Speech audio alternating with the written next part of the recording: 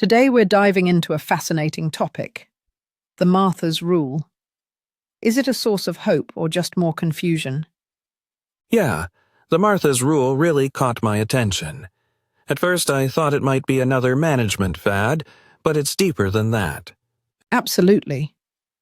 The principle seems to encourage people to focus on what's truly essential in their work. But do you think that's always possible?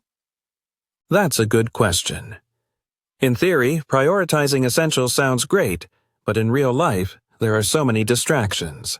How do we even decide what's truly essential?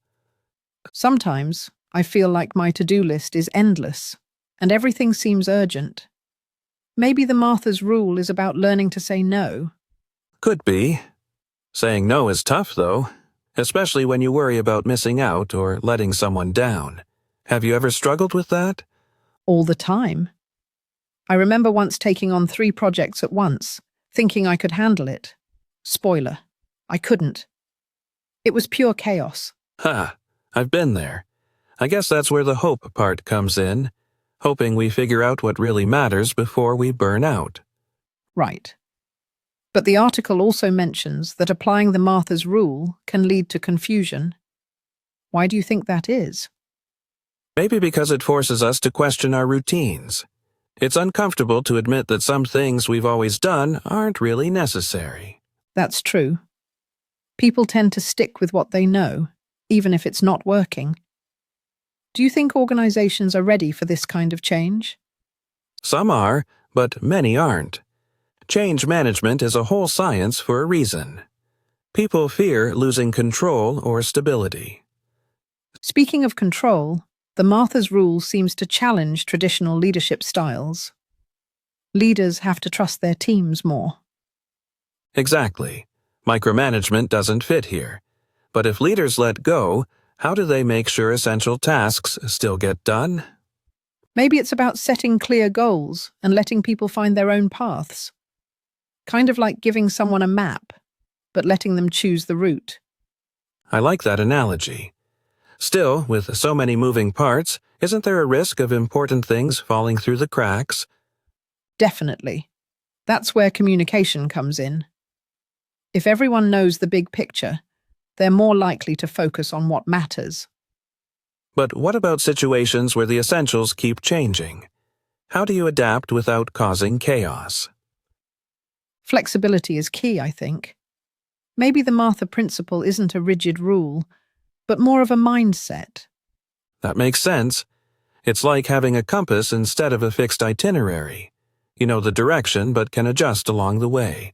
I wonder if this approach could work in personal life, not just at work. Have you tried applying it at home? Actually, yes.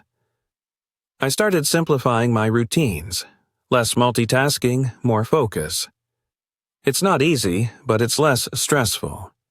I did something similar with my social life. Instead of saying yes to every invitation, I prioritize quality time with close friends. That must have made a difference. Did you ever feel guilty about turning things down? Sometimes. But I realized saying no to some things means saying yes to myself. That's a win in my book. So, do you think the Martha principle brings more hope or more confusion overall? It's a bit of both, honestly.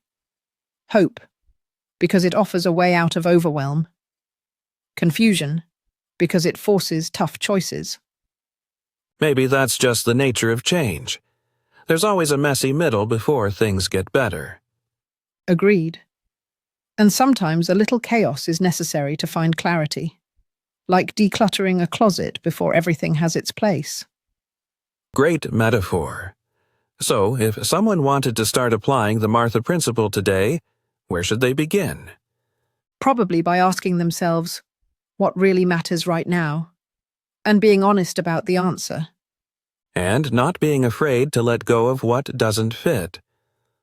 That's hard, but essential. I think it also helps to check in regularly. Priorities shift, and that's okay. For sure. And maybe we need to be kinder to ourselves during the process. Perfection isn't the goal. Absolutely. Progress over perfection. Even Martha herself probably has off days. If only we could all be as calm as her, right? But seriously, small steps make a big difference. So, is the Martha principle about hope?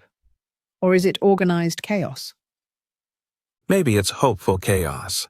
A little mess on the way to a better outcome. I like that. It's reassuring to know we don't need to have it all figured out. And that sometimes letting go is the most productive thing we can do. Before we wrap up, do you think the Martha principle could become mainstream? Or is it just for a select few?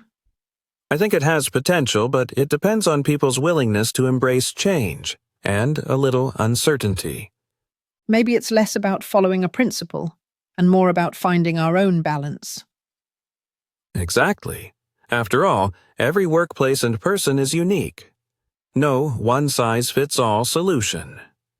Well, this has been a thought-provoking chat. Lots to consider as we head back to our own to-do lists. Absolutely. And maybe, just maybe, our lists will be a little shorter after this. Or at least a little more meaningful. Thanks for joining us today. Until next time, keep questioning what really matters. And remember, a little hope and a little chaos can go a long way.